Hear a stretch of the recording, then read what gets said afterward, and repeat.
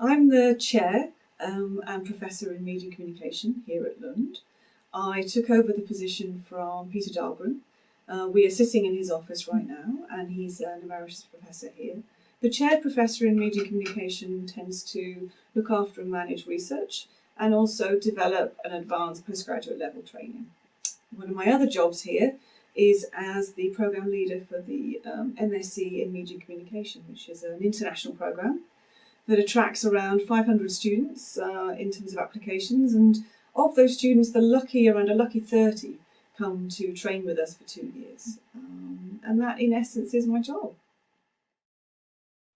Here at Lund, media communication studies tends to be evidence-led thinking. That's one of the first, I would say, quality standards that we offer.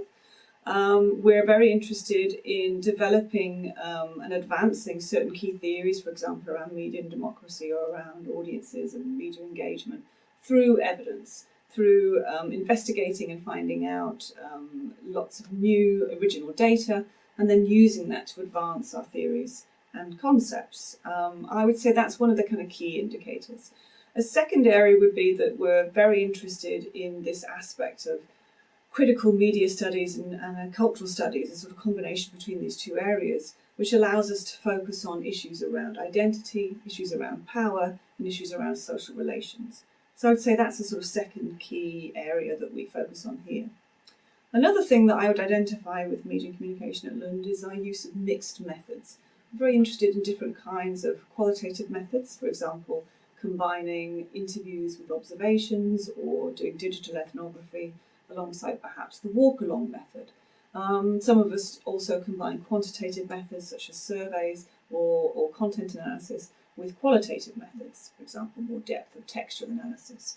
So I would say mixed methods is also another area, and we probably combine that with a kind of critical approach to digital methods or a critical approach to qualitative methods. And all those things combined mean that we are a theory-led department, but with a great respect for and emphasis on rigorous methods and a way in which that allows us to make a significant contribution to theoretical knowledge.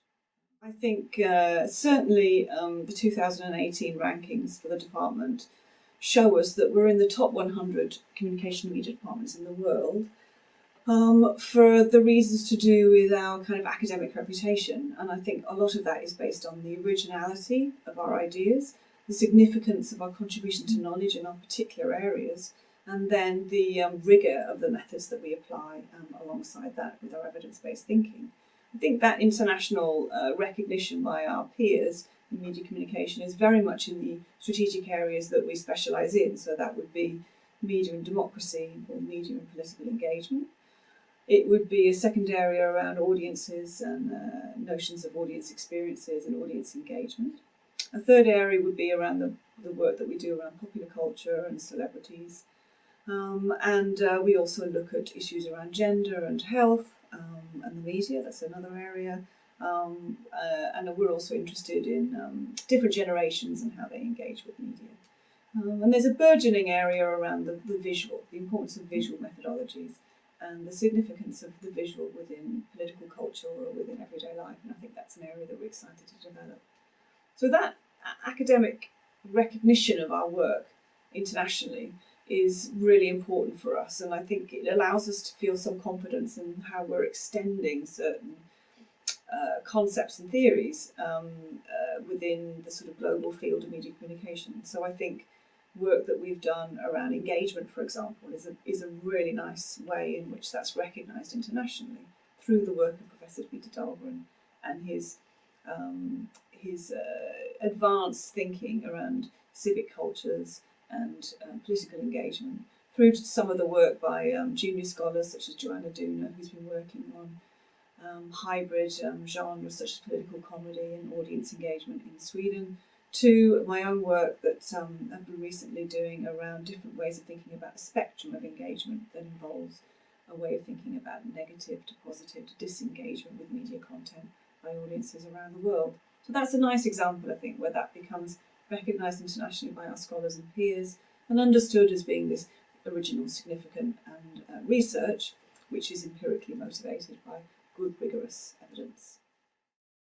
My interest is in audience studies. That's my kind of primary goal, and I'm very people-led in that sense. One of my mantras, which all my students know, is to assume less and investigate more. And I take that from John Corner's wonderful work in his book Theorising Media, where he discusses how we might look at subjectivity and identities around audiences. And I take great heart in this notion to assume less and investigate more, to always be surprised by people and how they experience and engage with media. So that's a sort of primary motivation for me. Another area that I've started to look at is production studies, and I do that with interviews and observations with people who make media for us, for example with Nordic noir drama or with reality television, where we've had an opportunity with other researchers I've been working with to go in and observe how a reality talent show is made, how it's produced for us, to interview the casting agent, to interview the below the line workers like the catering crew, to the stars and performers and the host of the talent show. And I've done that with an interest in how they create this kind of content for us, how they invite us to engage with it, and then to do audience research alongside that to look at how people actually engage and experience these kinds of genres. So that's an exciting new development for me, to combine audience studies with production studies. The third area that I look at is popular culture, and I'm particularly interested in mixed genres. Reality television would be one key example, and I've indeed written 3 books now on reality television, which is a mixing of all sorts of different genres all together in a quite chaotic way. Something I call this feral genre of reality television, which knows no boundaries and crosses over into soap opera or sports or talk shows, to sort of what we know to be the reality television of today. So this kind of mixed generic environment. And all of that research just drives my interest in looking at the underdog or unusual areas. So I'm always interested in these quite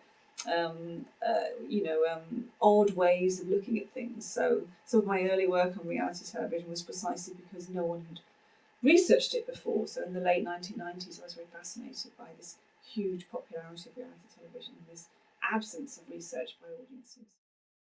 One of the things that's been an honour to do working here is to learn and work with Peter Dahlgren and to think about theories of engagement, political engagement. And he and I very recently started to work together on how we might combine political engagement with cultural engagement.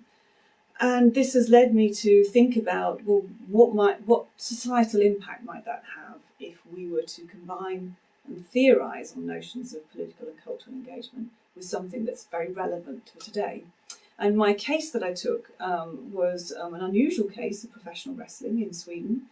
And together with another researcher, we started to look at a group of very interesting professional wrestlers who work in Stockholm, who have been inspired by the rise of populism in Europe to create political storytelling in their wrestling performances.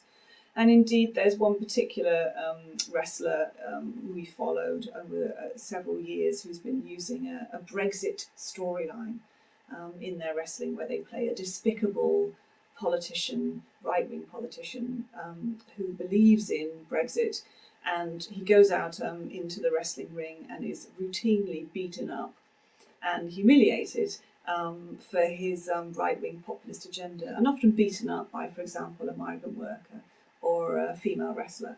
And it's an exhilarating experience for the crowd to express their hatred of the rise of populism and their feelings towards these kinds of political agendas around Brexit. So this created a very interesting situation where, through working with Peter Dahlgren, we could start to theorise from this data about what we called the invitation to engage. How are these wrestlers, these performers, inviting their socialist-leaning, anarchic, live Stockholm crowds to engage negatively with them as characters? How do they create their characters so that people will spit at them and boo and be very negative towards what they feel to be these worrying trends around right-wing politics taking place around Europe? And so that's a nice example where it's an unusual case. We take a particular notion of a theory around engagement, we look at and extend it in relation to the invitation to engage with this through culture, to think about politics within Sweden. And that became a very interesting example of how you can have public engagement. So we hope that that research that we'll publish will have some societal impact as we start to see that political storytelling can take place in all sorts of unusual zones, and the more we can pay attention to it, the more we can understand how we might react and express our anger towards political developments that we're worried about. And you can do it in a political setting with voting, but you could also do it in an entertainment setting, for example, with professional wrestling. And that each is important in its own right, if not necessarily the same thing.